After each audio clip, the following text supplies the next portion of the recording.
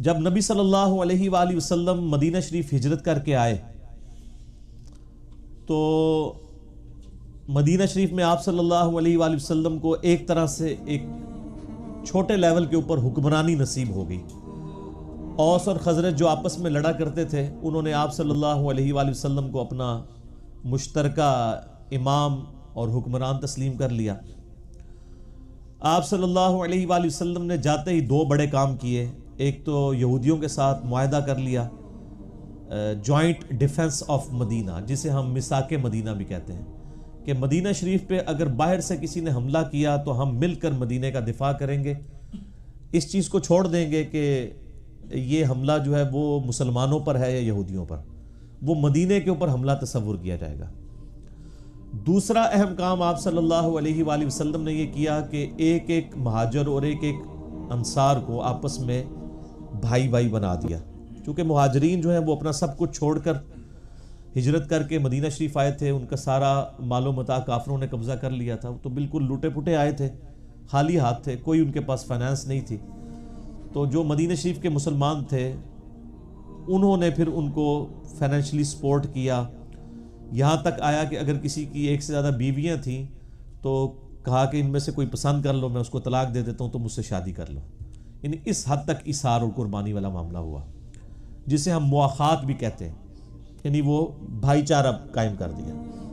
اس چیز نے نبی صلی اللہ علیہ وآلہ وسلم کی وہ جو طاقت تھی اس کو مضبوط کیا، اور سورہ نساء کے اندر ڈیٹیل سے آیا کہ جو ہجرت نہیں کرے گا وہ منافق ڈکلیئر ہو جائے گا، کیونکہ اب ٹیک آف پوزیشن تھی آپ صلی اللہ علیہ وآلہ وسلم کی دعوت حق کی۔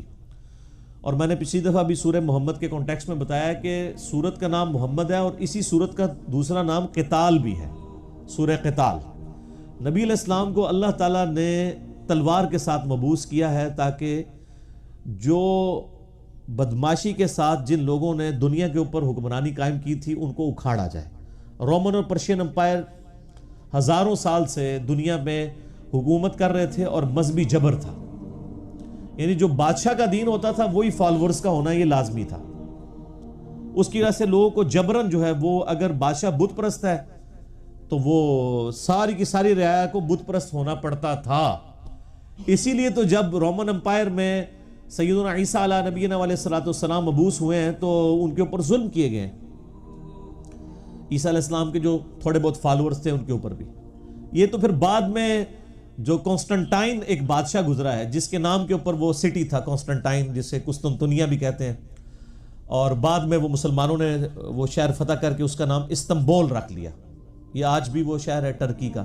استنبول کا مطلب ہے اسلام کا گڑھ، اسلام ان بلک۔ تو وہ قسطنطنیہ، وہ کانسٹنٹائن II جو ہے وہ اس بادشاہ کے نام کے اوپر وہ سٹی بنایا گیا تھا۔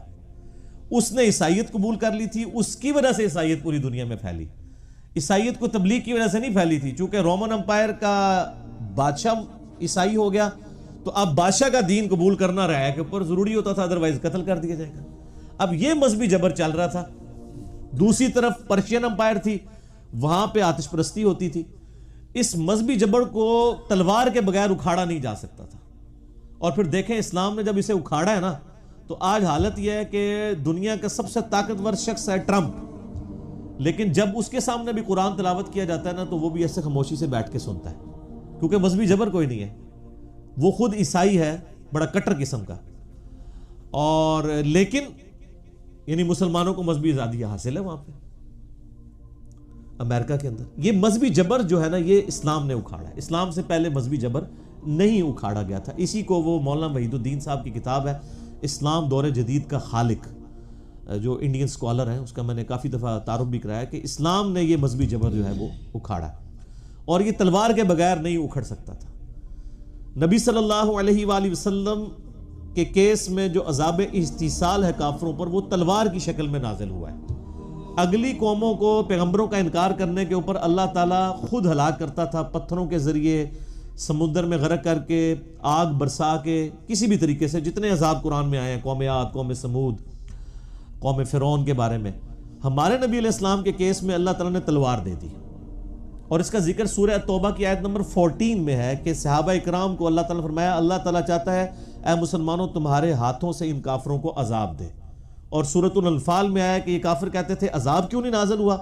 13 سالہ مکی دور میں ہم دھمکیاں سن رہے ہیں کہ پیغمبر کا انکار کرنے پہ عذاب آ جائے گا، تو عذاب تو کوئی نہیں آیا. تو اللہ تعالیٰ نے کہا عذاب مانگتے تھے لوگ، غزوہ بدر کی شکل میں پہلی عذاب کی قسط وصول کرو، جس میں 70 سردار ان کے قتل ہوئے. غزوہ بدر جو ہے وہ اللہ کے عذاب استیصال کی پہلی قسط تھی مشرکین عرب کے اوپر. یہ جہاد کی حکمت کو بھی سمجھنا چاہیے. جہاد کا قتل یہ مقصد نہیں کہ ایک مسلمان دوسرے مسلمان کو قتل کرنا شروع کرتے، اس کی پیچھے پوری ڈاکٹرائن ہے. اس لیے اسلام کی یہ سمم بونم ہے جہاد اور قتال. ہائیسٹ گڈ آف اینی فلسفی is known as summum bonum in the philosophy of Immanuel Kant. Immanuel Kant کی فلسفی میں جو کسی بھی آپ کوئی ڈاکٹرائن یا فلسفی لانچ کرتے ہیں نا، اس کی سب سے اعلیٰ ترین چیز جو ہے سمم بونم کہلاتی ہے. اسلام کی سب سے اعلیٰ ترین چیز جو ہے وہ قتال ہے، کہ ایک شخص اپنے ایمان پہ اتنا مضبوط ہو کہ اپنی جان ہتھیلی پہ رکھ کے میدان جنگ میں اتر آئے کہ یا اللہ سب سے قیمتی چیز یہ تھی نا، یہ بھی میں تیری راہ میں قربان کرنے کے لیے تیار ہوں. اسی لیے قتال کو اسلام کا سمم بونم قرار دیا گیا ہے. اور سورہ محمد جو آپ صلی اللہ علیہ وآلہ وسلم کے مبارک نام کے اوپر ہے، اس کا نام ہی دوسرا سورہ قتال ہے. یعنی ہمیں تو صرف ایک ہی آیت پڑھ کے سنائی گئی ہے وَمَا أَرْسَلْنَاكَ إِلَّا رَحْمَةً لِلْعَالَمِينَ. یہ رحمت للعالمین کے آگے بھی آپ پڑھیں نا تو اس کے ادھر بھی موجود ہے کہ جو پھر نبی علیہ السلام کی دعوت کو قبول نہیں کرے گا نا، پھر اس کے ساتھ پھر معاملہ دوسرا ہوگا. ٹھیک ہوگا؟ تو یہ قتال اللہ تعالیٰ نے نبی علیہ السلام کو ایک ہائیسٹ گڈ دیا. اور دوسری خصوصیت آپ علیہ السلام کی ہے کہ اللہ تعالیٰ نے آپ کو معجزہ ایسا دیا ہے جو آپ سے پہلے کسی پیغمبر کو نہیں دیا.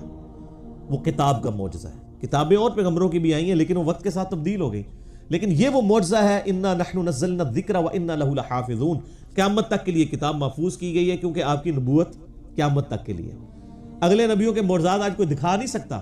آج اگر آپ ویٹیکن سٹی میں چلے جائیں، پاپ بیٹھا اسے کہیں گے جی بتاؤ مردے کو زندہ کر کے، یا حضرت عیسیٰ علیہ السلام کی کوئی ویڈیو دکھا دو، دکھا سکتا ہے. یا آپ یروشلم میں بیٹھے ہوئے یہودی پادری کو کہیں کہ بھئی تم عصا کو اژدہا بنا کے بتاؤ موسیٰ علیہ السلام جس طرح کرتے تھے. ایون موسیٰ علیہ السلام کا اژدہا بھی آج مل جائے نا، جو آج کل وہ سرنگیں کھود رہے ہیں وہاں پہ ہیکل سلیمانی کے نیچے، ٹیمپل آف سلیمان، وہاں کہتے ہیں یہاں پہ تابوت سکینہ بھی ہے، اس کے اندر وہ عصا بھی موجود ہے. سر وہ عصا تسی کٹ بھی لو، وہ عصا یروشلم کا پادری ہاتھ میں پکڑ لے، چاہے ویٹیکن سٹی کا پاپ یا آپ کا امام کعبہ بھی پکڑ لے، اس کو سانپ نہیں بنا سکتا. وہ حضرت موسیٰ کے ہاتھ میں ہی معجزہ تھا. لیکن یہ قرآن وہ معجزہ ہے جو صحابہ کرام کے پاس بھی معجزہ تھا، قیامت تک آنے والے آخری انسان کے پاس بھی یہ معجزہ ہے. تو اسی پہ میں نے آج سے 5 سال پہلے ایک لیکچر دیا تھا، مسئلہ نمبر 85، قرآن اور قتال، ہمارے محبوب صلی اللہ علیہ وآلہ وسلم کی 2 خصوصیات. ہمارے نبی کے کیس میں عذاب بھی جو ہے وہ قتال کی شکل میں مسلط ہوا ہے، پتھروں کی شکل میں نہیں، قتال کی شکل میں. اور جو معجزہ ہے وہ بھی ٹینجیبل فارم میں، فزیکل فینومینا آف نیچر کو توڑنے والا نہیں ہے. وہ معجزات آپ کے ہیں لیکن وہ دعوی نبوت والے نہیں. دعوی نبوت والا معجزہ صرف قرآن ہے. کیونکہ آج اگر ہم سے کوئی کہے جی نبی علیہ السلام کے بارے میں بخاری مسلم میں حدیث ہے کہ آپ کی مبارک انگلیوں سے پانی کے چشمے جاری ہوتے تھے، تو آپ ویڈیو دکھائیں، تو ہم نہیں دکھا سکتے. لیکن نبی علیہ السلام کا دعوی نبوت اس معجزے کی بنیاد کے اوپر ہے، تو وہ تو ہم پیش کر سکتے ہیں.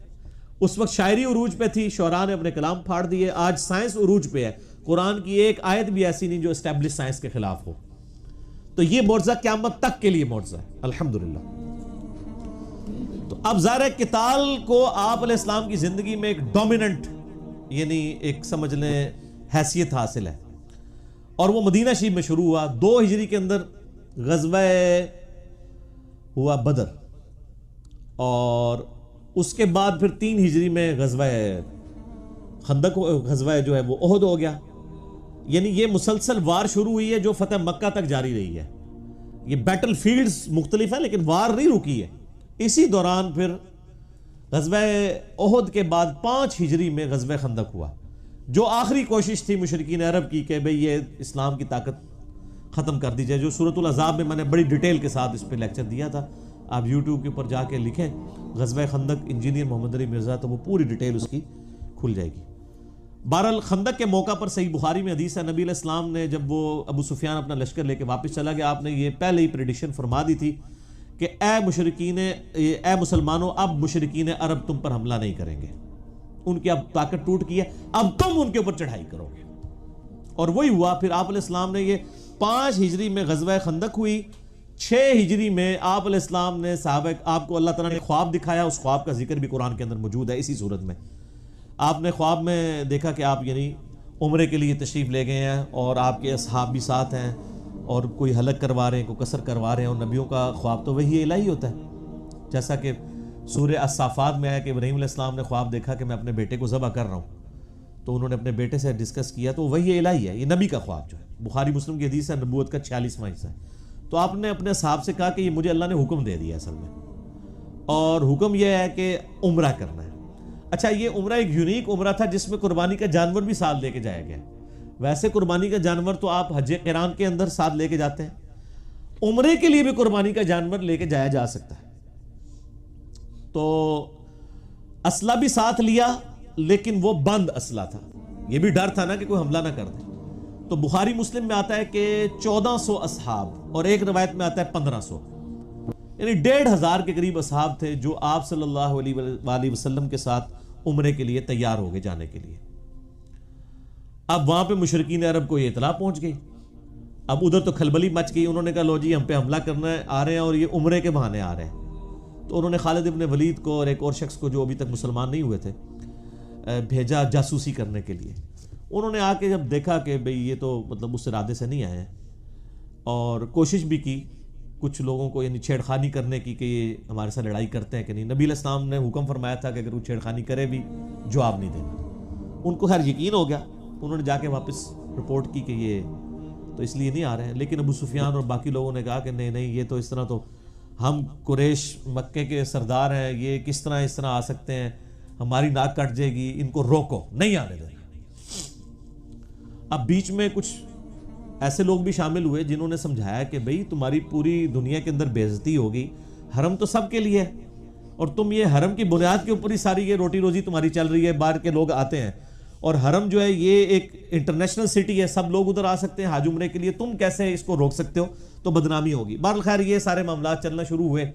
یہ پوری ڈیٹیل آپ کو غزوہ احد، غزوہ جو صلح حدیبیہ کا چیپٹر ہے بخاری میں اور مسلم میں، یہ پوری ڈیٹیل آپ کو اس میں مل جائے گی۔ الٹیمیٹلی انہوں نے عروہ ابن مسعود کو، جو عبداللہ ابن مسعود کے بھائی تھے، وہ کافر تھے، ان کو جو ہے نا بھیجا نبی علیہ السلام کے پاس ڈسکشن کے لیے کہ آپ واپس چلے جائیں۔ اس نے آ کے نبی علیہ السلام کو بڑا یعنی ڈرایا اور دھمکایا، یعنی جا کے خیمے کے اندر کہ یہ تمہارے ساتھی جو ہیں تمہیں چھوڑ کے چلے جائیں گے، اور تم اس طرح نہ کرو، ہو سکتا ہے تمہیں مار دیں قریش مکہ اور یہ وہ۔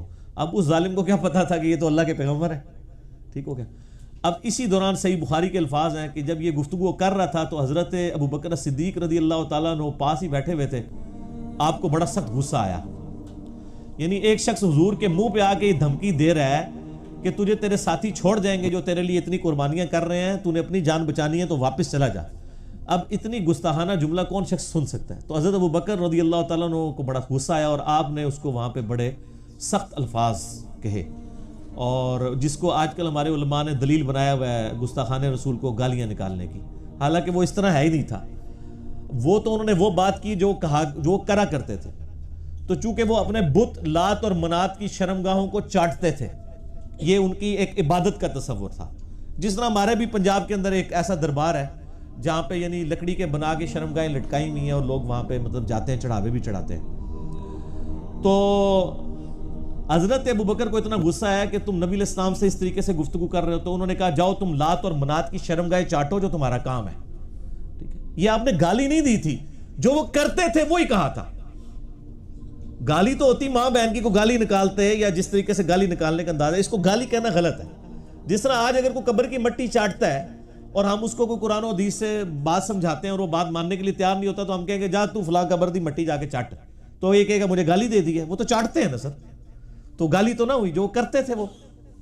خیر میرا یوٹیوب پہ کلپ بھی ہے، گستاخوں کو گالیاں دینا کیا ثواب کا کام ہے، تو اس میں میں نے ان کے سارے دلائل ذکر کیے ہیں قرآن اور حدیث میں جو وہ پیش کرتے ہیں۔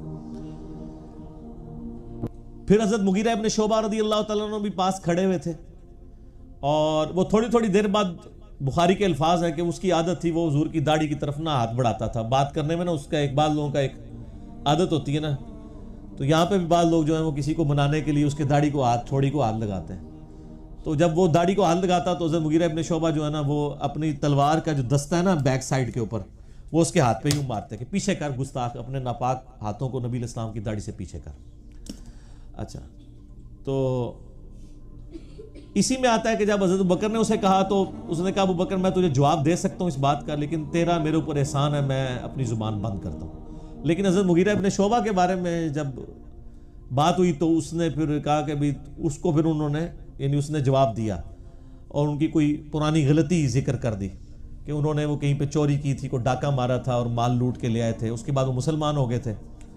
تو حالانکہ نبی الاسلام کے پاس جب آئے تو آپ نے کہا کہ تیرا اسلام قبول ہے لیکن یہ مال میرے پاس نہیں تو نے جمع کرانا، مال تو جو ہے نا وہ جس کا ہے اس کو دے۔ تو اس کی طرف اس نے اشارہ کیا کہ اس وقت میں نے تجھے پناہ دی تھی نا جب تو نے لوگوں کا مال اس طرح ہڑپ کیا تھا۔ تو یہ مغیرہ ابن شعبہ رضی اللہ تعالیٰ کو اس نے جواب دیا۔ اچھا جی، پھر اسی دوران نبی علیہ السلام خیمے سے باہر تشریف لے کے آئے۔ اب صحابہ کرام یہ چاہتے تھے کہ ان کو ذرا دکھائیں کہ ہم کتنے جانثار ہیں۔ تو نماز کا ٹائم ہو گیا، نبی علیہ السلام نے وضو کے لیے پانی منگوایا۔ اب وہ جو تھا نا عروہ ابن مسعود وہ وہیں پہ موجود تھا، جو کافروں کی طرف سے ایلچی بن کے آیا ہوا تھا۔ یہ بخاری میں پوری حدیث ہے ڈیٹیل کے ساتھ، کتاب الشروط چیپٹر کے اندر۔ اب نبی علیہ السلام وضو کر رہے ہیں تو صحابہ کرام نیچے ہاتھ لے کے کھڑے ہو گئے، آپ کے وضو کا پانی نہیں نیچے گرنے دے رہے۔ حتیٰ کہ آپ علیہ السلام نے تھوک پھینکی تو ایک صحابی نے وہ بھی اپنے ہاتھوں پہ لے کے اپنے جسم پہ ملی، اور کسی کو نہیں جب پانی وہ ملتا تھا، ظاہر اب کتنے لوگ سائڈ پہ، اب 1400 صحاب ہیں، تو جس کا ہاتھ گیلا ہو جاتا تھا حضور کے وہ پانی گرنے کی وجہ سے وہ اس سے اپنا ہاتھ مل کے اپنے جسم پہ مل لیتا تھا۔ اب یہ وہ منظر جو ہے نا عروہ ابن مسعود جو ہے نا وہ ڈائریکٹ تو نہیں دیکھ رہا تھا، وہ شرمندگی اس کو محسوس ہو رہی تھی، کیونکہ ابھی تو وہ حضور کو کیا کہا تھا کہ یہ تو تجھے چھوڑ کے چلے جائیں گے۔ تو وہ حدیث کے الفاظ ہیں، وہ بعد میں مسلمان ہو گئے، پھر انہوں نے خود ہی روایت کی حدیث عروہ ابن مسعود نے۔ حتیٰ کہ بخاری مسلم میں حدیث ہے کہ حضرت عیسیٰ ابن مریم کو کسی نے دیکھنا ہے تو عروہ ابن مسعود کو دیکھ لیں، ان کی عام شکل ہے، میں نے ان کو شب معراج دیکھا ہے، گھنگھرے والے بالوں والے۔ تو یعنی وہ بڑے خوبصورت تھے، اسلام لانے سے پہلے بھی خوبصورت تھے۔ خوبصورتی کا تعلق جو ہے وہ عشق رسول سے یا اسلام لانے یا نہ لانے سے نہیں ہوتا، وہ اللہ تعالیٰ نے کسی کو خوبصورت بنا دیا تو وہ ابو لہب اتنا خوبصورت تھا۔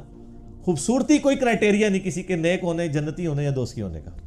بعد میں کوئی یہ تو نہیں اسلام لانے کے بعد ان کی شکل حضرت عیسیٰ والی بن گئی تھی، پہلے کی تھی، تو وہ اللہ کے علم میں تو تھا کہ انہوں نے اسلام قبول کرنا ہے، تو وہ نا اب ڈائریکٹ تو نہیں دیکھتا تھا، تو وہ یوں کر کے کنکھیوں سے دیکھتا تھا کہ یہ کیا کر رہے ہیں، ڈائریکٹ دیکھنے میں وہ اپنی ایک تذلیل محسوس کر رہا تھا۔ خیر یہ منظر اب دیکھا نا اس نے تو جناب وہ واپس گیا، اس نے کہا ابو سفیان کو کہ بھائی جی چپ کر کے بوری بستر چکو تو واپس جاؤ، کیونکہ اس میں الفاظ ہیں بخاری کے، اس نے کہا کہ میں بڑے بڑے بادشاہوں کے دربار میں گیا ہوں، میں کیسر و کسرا رومن امپائر کے ہیڈ اور پرشین امپائر کے ہیڈ کے درباروں میں بھی گیا ہوں، میں نجاشی کے دربار میں بھی گیا ہوں، میں نے کسی بھی بادشاہ کی رعایا کو یہ تعظیم کرتے ہوئے نہیں دیکھا اپنے سردار کی جو محمد صلی اللہ علیہ وآلہ وسلم کے اصحاب کرتے ہیں۔ پھر اس نے آگے بیان کیا، اس نے کہا اللہ کی قسم جب وہ وضو کرتے ہیں وہ ان کا پانی نہیں نیچے گرنے دیتے، ان کا تھوک مبارک نہیں نیچے گرنے دیتے، اور اللہ کی قسم میں نے دیکھا کہ جب نبی علیہ السلام گفتگو کرتے ہیں تو وہ اس طریقے سے خاموش ہو جاتے ہیں گویا کہ ان کے سروں پر پرندے بیٹھے ہوئے ہیں، اور آپ کی بس زبان مبارک سے بات نکلنے کی دیر ہوتی ہے تو جھپٹ پڑتے ہیں وہ، اور وضو کا پانی لینے کے لیے وہ اس طرح کی توگو دو کرتے ہیں گویا آپس میں لڑ پڑیں گے۔ تو انہوں نے کہا یہ اس بندے کو آپ لائٹ نہ لیں تو چپ کر کے ان کے ساتھ معاہدہ کر لیں۔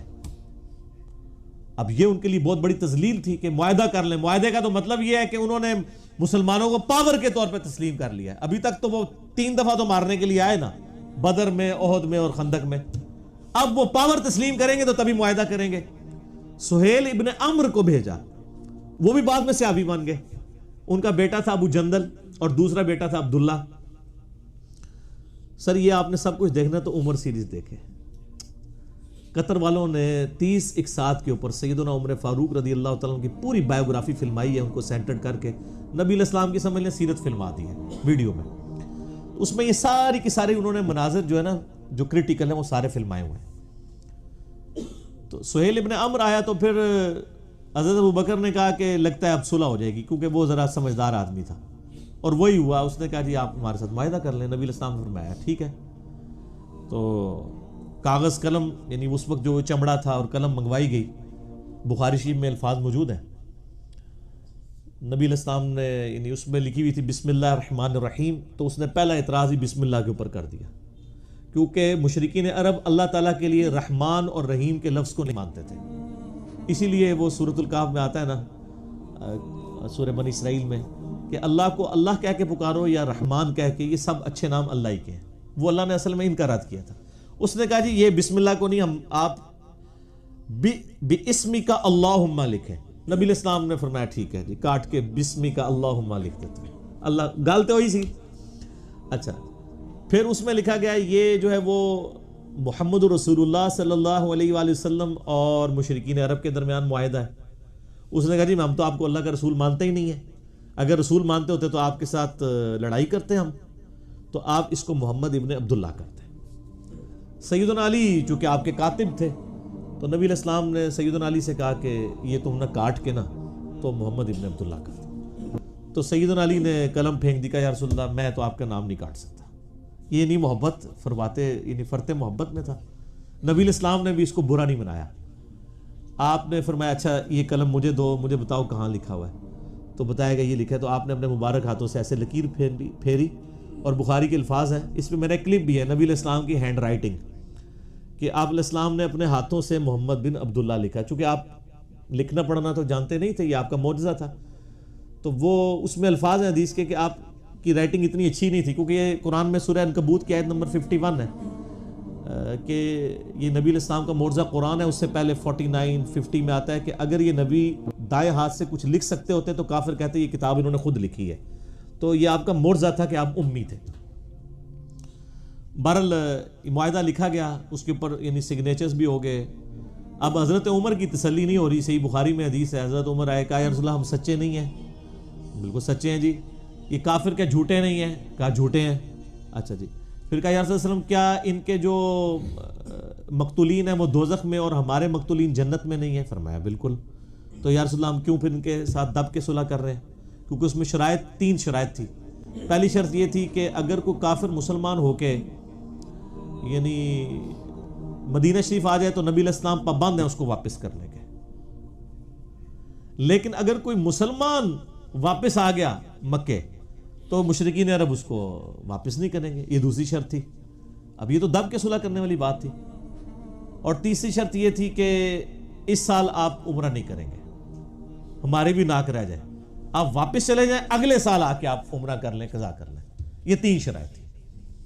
اب تینوں شرائط بظاہر ان کی فیور کے اندر تھی، بالکل ون سائیڈڈ تھی نا. لیکن اللہ تعالیٰ جب حضرت عمر فاروق نے اعتراض کیا تو حضرت عمر نے نبی علیہ السلام فرمایا کہ مجھے اللہ نے حکم دیا. اب نبی جب اللہ کی وحی کے ساتھ کوئی کر رہا ہے اس میں تو کوئی اعتراض نہیں. بال حضرت عمر کی تسلی نہیں ہوئی. آپ اس سے خاموشی سے نکل کے جا کے حضرت ابوبکر صدیق رضی اللہ تعالیٰ سے جا کے کہا کہ یہ دیکھیں ایک صلح کر لیے. تو حضرت ابوبکر نے پھر حضرت عمر کو ڈانٹا اور کہا کہ وہ اللہ کے رسول ہیں. اور حضرت عمر کہتے ہیں مجھے پوری زندگی میں نے بڑا صدقہ اور خیرات کیا ہے جو اس دن مجھ سے نبی علیہ السلام کے ساتھ مس بیہیو جو کیا. حالانکہ اس میں مس بیہیو کوئی بھی نہیں تھا، لیکن ظاہر ہے کہ وہ جو شریف انسان ہوتا ہے وہ تو سمجھتا ہے کہ نبی کا مرتبہ کیا ہے. وہاں تو آپ آواز بھی اونچی کریں تو اعمال اکارت ہو جائیں گے. بہرحال یہ 3 شرائط طے پا گئی. اب یہ بالکل ون سائیڈڈ شرائط تھی. نبی علیہ السلام نے قبول کر لیا. اب بخاری کے الفاظ ہیں، آپ علیہ السلام خیمے سے باہر نکلے اور آپ نے معاہدہ کہا کہ یہ ہو گیا تو اب اس طرح کرو کہ سب لوگ جو ہے نا یہیں پہ قربانیاں اپنی قربان کر دو. ویسے تو قربانی قربان کرنے کے بعد حلق کروانا ہوتا ہے، قربانی ادھر ہی کرو، حرم تک جانے کی ضرورت نہیں، یہیں کر کے اپنا حلق کروا دو، یعنی بال منڈوا دو اور ساتھ ہی جو ہے وہ احرام بھی کھول دو. تو کوئی صحابی بھی نہیں اٹھا اس کے لیے. دوسری دفعہ کا، تیسری دفعہ کا، یہ پہلا اور آخری موقع تھا کہ نبی علیہ السلام نے 3 دفعہ صحابہ کو حکم دیا اور کوئی بھی ماننے کے لیے تیار نہیں ہوا. یعنی وہ سارے ہی ناراض تھے اس صلح کے اوپر. اب نبی علیہ السلام کی ایک مبارک عادت تھی کہ آپ ہر سفر میں اپنی کوئی نہ کوئی بیوی ساتھ رکھا کرتے تھے. قرآن اندازی کرتے تھے، بخاری میں آتا ہے ایک بیوی کو ساتھ دے جاتے تھے. اس سفر میں حضرت ام سلمہ آپ کے ساتھ تھی، وہ خیمے میں بیٹھی ہوئی تھی. یہ سب سٹوری نہیں میں پڑھ رہا، یہ میں جتنا کچھ بیان کر رہا ہوں یہ بخاری مسلم میں موجود ہے. ٹھیک ہے جی. تو ام سلمہ کے پاس آئے اور کہا کہ یہ تو میری بات ہی نہیں کسی نے مانی، میں نے 3 دفعہ اناؤنسمنٹ کی ہے. تو ام سلمہ نے پھر بڑا زبردست مشورہ دیا. انہوں نے کہا کہ آپ ان کو چھوڑ دیں، آپ سب سے پہلے اپنی قربانی خود قربان کریں، اپنا حلق کروائیں اور احرام کھول دیں. نبی علیہ السلام باہر نکلے اپنی قربانی کو قربان کیا، حجام کو بلوایا، سر حلق کروا دیا، احرام کھول دیا. اب باقیوں نے جب تمام صحابہ نے دیکھا حضور نے کیا، پہلے ایک اٹھا، پھر دوسرا، پھر تیسرا، کرتے کرتے سب کے سب نے، یعنی اب پیچھے کوئی راہ نہیں. این ممکن ہے کہ صاحب یہ سوچ رہے ہوں کہ کوئی شاید کوئی نیا حکم نازل ہو جائے تو شاید کوئی نہ کوئی ہمیں اجازت مل جائے، کیونکہ صحابہ تو چاہ رہے تھے کہ ہم ان کے ساتھ لڑائی کریں گے اور یہ معاملہ کریں گے. اس دوران ایک اہم واقعہ ہوا جو بخاری مسلم دونوں میں موجود ہے کہ حضرت عثمان غنی رضی اللہ تعالیٰ عنہ کو نبی علیہ السلام نے اپنا سفیر بنا کے مشرکین عرب کے پاس ڈسکشن کے لیے بھیجا. انہوں نے ان کو وہاں پہ قید کر لیا، یعنی محصور کر لیا، واپس نہیں آنے دیا. ان کو بلکہ آفر کی کہ تم عمرہ کر لو، چونکہ وہ حضرت عثمان بھی بنو امیہ سے تھے، ابو سفیان بھی بنو امیہ سے تھا. نبی علیہ السلام نے بڑی سمجھداری کی کہ ان کے خاندان کا ایک بندہ بھیجا. یہ خطرہ تھا کسی اور کو بھیجتے وہ قتل ہی نہ کر دیں، لیکن خاندان والوں کا خیال کرتے تھے کیونکہ قبائلی سسٹم بڑا سٹرانگ تھا نا، وہ سال 2 کھڑے ہو جاتے تھے امیت میں. تو حضرت عثمان رضی اللہ تعالیٰ عنہ کو انہوں نے قتل تو نہیں کیا لیکن وہاں پہ معصور کر لیا اور کہا کہ بھی تم کرنا چاہ رہے ہو تو کر لو. انہوں نے کہا میں نبی علیہ السلام کے بغیر عمرہ نہیں کروں گا، عمرے کو میں نے کیا کرنا ہے، نبی علیہ السلام ہی ہمارے ساتھ نہیں ہے. تو لیکن پیچھے یہ خبر مشہور ہوگی مسلمانوں میں کہ حضرت عثمان کو شہید کر دیا گیا. اب چونکہ علم غیب والا تو معاملہ بعد میں شروع ہوا، اس زمانے میں تو کوئی نہیں ہوتا تھا. نبی علیہ السلام تک بھی خبر پہنچی، اللہ نے چونکہ وحی سے نہیں بتایا، آپ حضور کو بھی یہ بات نہیں پتا تھی. آپ نے ایک درخت کے نیچے صحابہ کرام کو جمع کیا اور موت کے اوپر بیعت لی پہلی دفعہ کہ مر جائیں گے یہاں سے نہیں جائیں گے جب تک کہ عثمان کے قتل کا بدلہ نہ لے لیں. تو بیعت والا یعنی یہ معاملہ ہوا. خیر اللہ کا کرنا ہوا. حضرت عثمان غنی پھر اس دوران ان کو جب پتہ چلا وہ ڈر گئے، انہوں نے حضرت عثمان کو واپس بھیج دیا. لیکن یہ اصحاب شجرہ کے بارے میں صحیح مسلم میں حدیث ہے کہ جن لوگوں نے اس درخت کے نیچے نبی علیہ السلام کی بیعت کی ہے ان کو آگ نہیں چھوئے گی. اور قرآن پاک میں بھی اللہ تعالیٰ نے اسپیسیفکلی یہ جو اس میں آیات نازل ہوئی ہیں نا، رضی اللہ عنہم ورضوا عنہ اور محمد رسول اللہ والذین معہ اشداء علی الکفار، یہ اسپیسیفکلی صلح حدیبیہ کے صحاب کے بارے میں جو واقعی جانثار تھے. ہم بعد میں اجتہاداً سب پہ لگا لیتے ہیں لیکن اسپیسیفکلی یہ آیات ان لوگوں کے لیے نازل ہوئی ہیں. تو حضرت عثمان غنی رضی اللہ تعالیٰ عنہ کی طرف سے نبی علیہ السلام نے اپنا ہاتھ بلند کیا. آپ نے فرمایا یہ میرا ہاتھ ہے اور یہ عثمان کا ہاتھ ہے، میں اس کی بھی بیعت یعنی لیتا ہوں. اور قرآن میں اس بیعت کو یعنی ایسی بیعت کہا گیا کہ اللہ تعالیٰ نے فرمایا کہ یہ بیعت جب کی جا رہی تھی تو تمہارے ہاتھوں پر اللہ کا ہاتھ تھا، یعنی نبی علیہ السلام آن دا بہاف آف گاڈ بیعت لے رہے تھے. جو سورہ توبہ میں آتا ہے اللہ تعالیٰ نے مومنین کی جانیں جو ہیں وہ اور ان کی مال جنت کے بدلے میں خرید لی ہیں، تو مومن اس بیعت کے اوپر خوشیاں منائے. بیعت کہتے ہیں، بے اردو میں لفظ استعمال ہوتا ہے نا، با یا عین، بیچنے کو. تو مومنین نے اپنے آپ کو بیچ دیا اللہ کے سامنے، اپنے مال کو اور اپنی جان کو جنت کے عوض. تو یہ جو پیری مریدی والی بیعت ہے نا، یہ آپ جا کے لوگوں کے سامنے اپنے آپ کو بیچ دیتے ہیں، پھر واقعی وہ تانوں خرید ہی لیندے نے. جو کچھ کردے نا تواڈے نال کردے صحیح نے ویسے. تو بیعت کریں اللہ اور اس کے رسول کی عز و جل و صلی اللہ علیہ وآلہ وسلم. تو حضرت عثمان یعنی اس دن معزز تھے، اللہ تعالیٰ نے یعنی ان کو یہ مرتبہ دیا. حتیٰ کہ بخاری مسلم میں آتا ہے کہ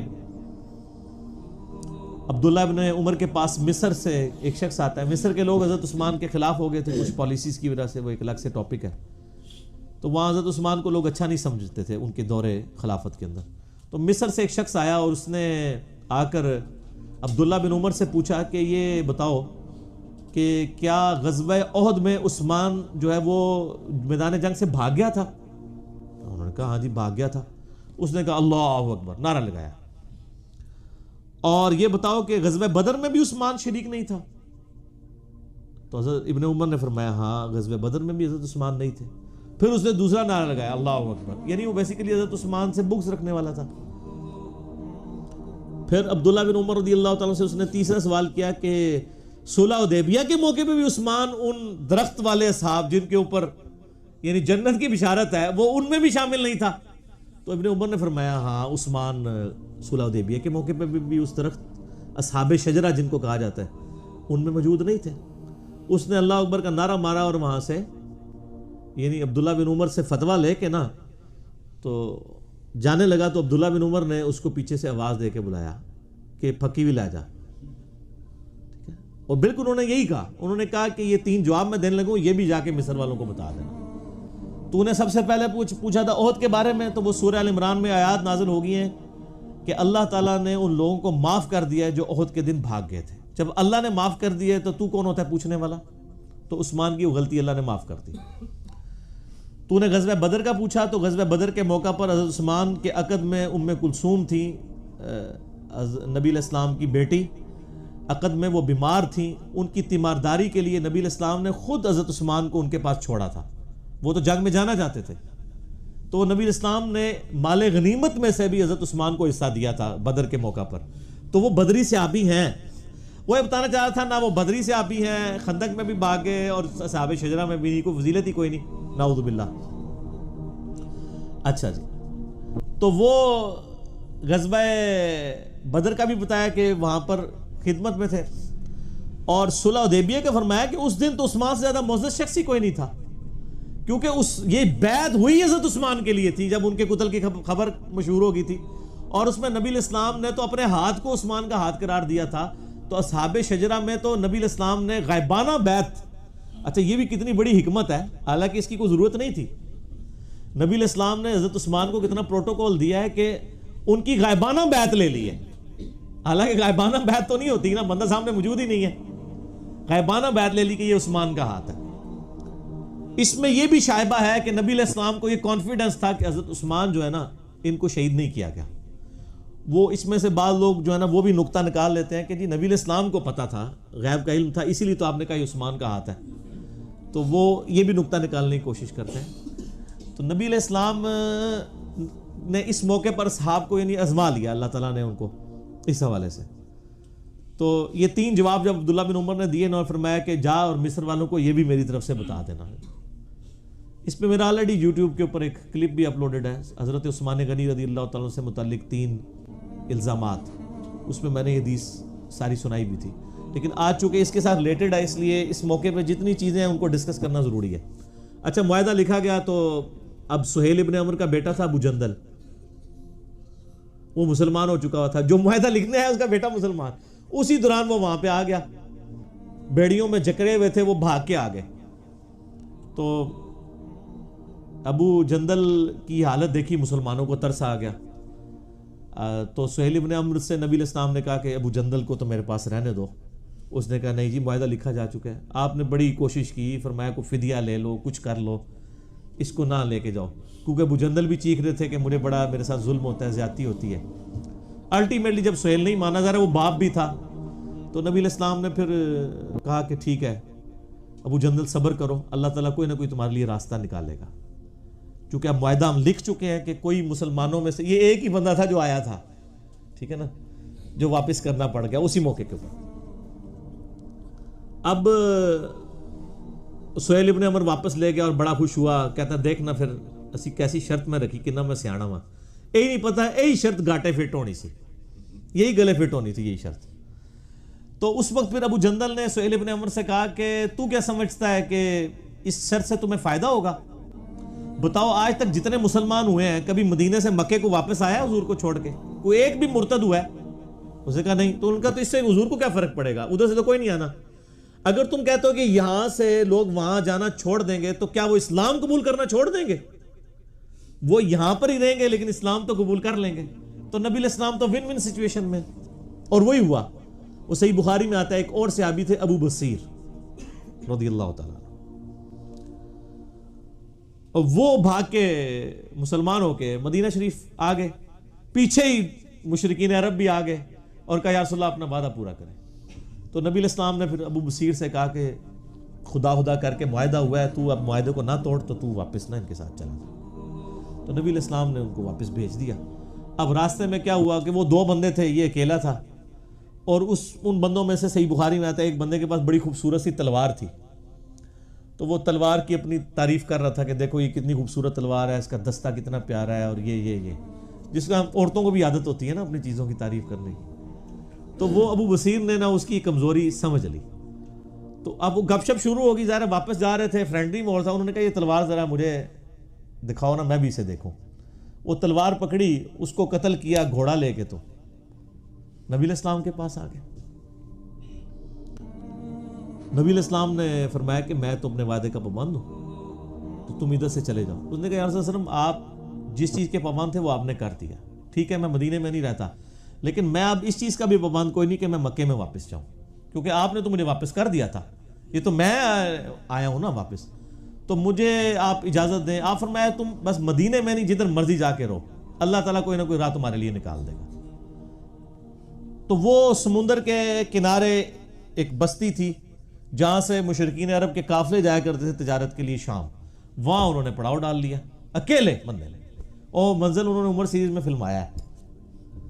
اچھا، اب وہاں سے جتنے بھی مسلمان ہو کے آتے تھے نا، ان کو پتہ چل گیا، تو وہ بجائے مدینہ شریف جانے کے وہاں پڑاؤ ڈال لیتے تھے۔ ادھر کافی سارے مسلمان کٹھے ہو گئے، انہوں نے کہا اب ہم کافی زیادہ ہو گئے ہیں، تو ایسی دی تیسی قریش مکہ کی، انہوں نے ہمارا مال لوٹا ہے نا، اب ان کا کوئی قافلہ سلامت نہیں یہاں سے جایا کرے گا۔ تو انہوں نے کیا کیا، وہ قافلہ ان کا تجارت کا جب گزر رہا تھا، انہوں نے پکڑ کے لوٹ لیا سارا مال ان کا، اور ان کو واپس بھیج دیا اور کہا جی ادھر جا کے خبر دے دو کہ آندہ کے بعد بھوکے مرو گے تم، اب تمہارا کوئی قافلہ ادھر محفوظ نہیں ہے۔ وہاں پھر انہوں نے میٹنگ کی آپس میں کہ یار کیا کریں، یا تو ہم کوئی لشکر کشی کریں ان کے اوپر، لیکن لشکر کشی کیسے کریں، وہ تو خانہ بدوش تھے، کبھی کہیں پڑاؤ ڈالتے تھے کبھی کہیں پڑاؤ ڈالتے تھے۔ تو الٹیمیٹلی یہی ڈیسائیڈ ہوا، سہیل ابن عمر کو بلایا گیا کہ تو بڑا سیاںا پڑھتا سے نا، تو مہربانی کر جا کے نبی علیہ السلام کو ریکویسٹ کر کے یہ شرط ختم کر دیں، اور جو لوگ مسلمان ہو رہے ہیں نا، اللہ کا واسطہ جو انہوں کو اپنے کول ہی رکھو، ساڈے تو جان چھڑاؤ، کم از کم آپ کے پاس رہیں گے، کم از کم ہمارے قافلے تو نہیں لوٹیں گے نا، کسی چیز کے پابند تو ہوں گے۔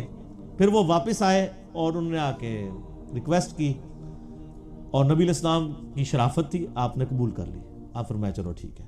پھر ان کی یہ جان چھوٹی، بر وہ صحابی جو تھے ابو بصیر، حضرت عمار ابن یاسر کو نبی علیہ السلام نے بھیجا کہ جا کے ان کو پیغام دو، تو وہ حالت نزع میں تھے اس وقت، یعنی وہ بیمار ہو گئے وہ عرب میں، تو بہرحال وہ نزع کے عالم میں تھے۔ عمار ابن یاسر آئے، انہوں نے خوشخبری دی، ان کی قبر پھر وہیں پہ بنی ہے۔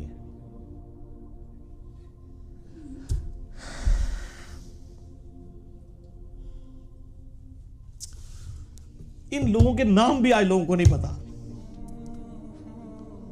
جن لوگوں نے اسلام کے لیے شروع میں کیا قربانیاں کی ہیں۔ ابو بصیر رضی اللہ تعالیٰ عنہ، دروشی پڑھیں، اللہم صلی علی محمد وعلی آلہ محمد کما بارکت علی ابراہیم وعلی آلہ ابراہیم۔ تو آپ دیکھیں کس طریقے سے یعنی ان لوگوں نے اپنی طرف سے ہوشیاری کرنے کی کوشش کی۔ اچھا، جب یہ سب کچھ ہوا، پھر حضرت عمر آئے حضرت ابوبکر کے پاس اور کہا کہ آپ نے سچ کہا تھا، یہ اللہ کے رسول ہے صلی اللہ علیہ وسلم، یعنی میرا وہ ویژن نہیں تھا کہ ہم دب کے صلح کر رہے ہیں، اور یہ صلح جو ہے وہ مسلمانوں کے لیے فتح کی نوید ثابت ہونی ہے۔